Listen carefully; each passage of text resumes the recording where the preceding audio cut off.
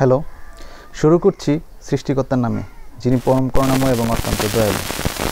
আমার গত দুইটা ভিডিওতে আলোচনা করেছিলাম সিএস খতিয়ান এবং এসএ খতিয়ান নিয়ে। আজকে আলোচনা করব বিএস খতিয়ান নিয়ে। তো এসএ খতিয়ানটা করা হয়েছিল 1956 সাল থেকে 62 সালের মধ্যে। তো ওই খতিয়ানটা খুব তাড়াতাড়ি করা হয়েছে বিদায় এবং হাতে লিখে করা হয়েছে বিদায় এই খতিয়ানে নানা ধরনের অসঙ্গতি এবং সমস্যা ছিল।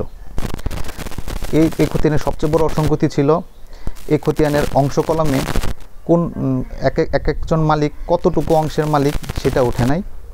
তারপর অনেক সরকারি জমি দেখা গেছে কোনো মালিকানা জমি উঠে গেছে, মালিকানা জমি দেখা গেছে সরকারি খাস খতিয়ানে চলে গেছে। এরকম নানা ধরনের সমস্যার কারণে 1959 সালে তৎকালীন পাকিস্তান সরকার একটা কমিশন গঠন করে, যে কমিশনটার নাম হচ্ছে মাহমুদ কমিশন। পরবর্তীতে এসএ খতিয়ান যখন ফাইনাল গেজেট হয় 1963 সালে, তখন পাকিস্তান সরকার আরেকটা কমিশন গঠন করে। সেই কমিশনের নাম হচ্ছে সৈয়দ মুয়াজ্জম হোসেন কমিশন।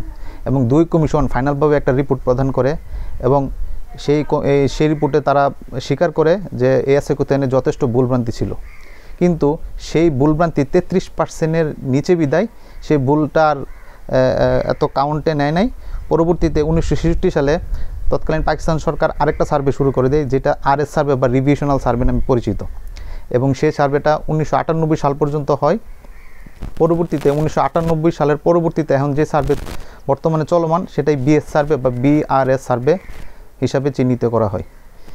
টোটাল এক কথায় যদি বলতে হয়, বাংলাদেশ আমলে মানে 1971 সালের পরে তো বাংলাদেশ হয়ে গেছে, 1971 সালের পরে বাংলাদেশ আমলে যে সার্ভেটা বর্তমানে করা হয়েছে বা চলমান বিভিন্ন বাংলাদেশের বিভিন্ন অঞ্চলে এখনও, সেটাই বিএস সার্ভে বা বাংলাদেশ সার্ভে নামে পরিচিত।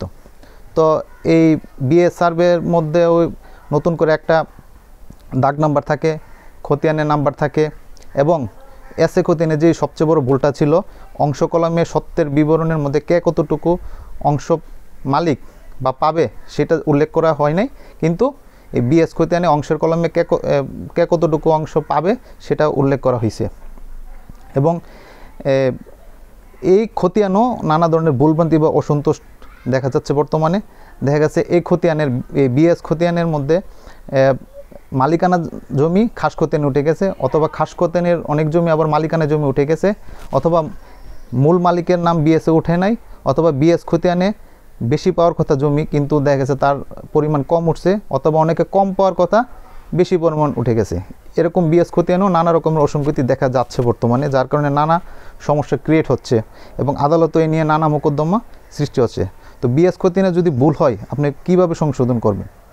প্রথমে যখন জরিপ কর্মকর্তা বিএস জরিপ করে যায়, যখন ফাইনাল গেজেট না হয়, তার মধ্যে যদি আপনি বুঝতে পারেন যে কোথাও ভুলভ্রান্তি হচ্ছে বিএসের, আপনার মালিকানা সঠিকভাবে উঠতেছে না বা আপনার যতটুকু জমি পাবেন ততটুকু উঠে নাই, তখন বিএস জরিপ কর্মকর্তার কাছে গিয়ে আপনার প্রয়োজনীয় তথ্য এবং সমস্যা উপস্থাপন করে প্রমাণ করতে পারলে হয়তো ওইখানেই ফাইনাল গেজেট হওয়ার আগে ঠিক হয়ে যাবে। আর যদি ফাইনাল গেজেট হয়ে যায় তখন কিন্তু তাদের হাতে আর এইটা ঠিক করার, জরিপ কর্মকর্তাদের হাতে আর ঠিক করার কোনো ওয়ে নাই।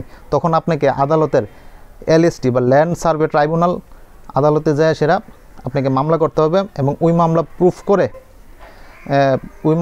করে আপনাকে বিএস সংশোধন করতে হবে। সেটাও কিন্তু একটা নির্দিষ্ট সময়সীমা থাকে।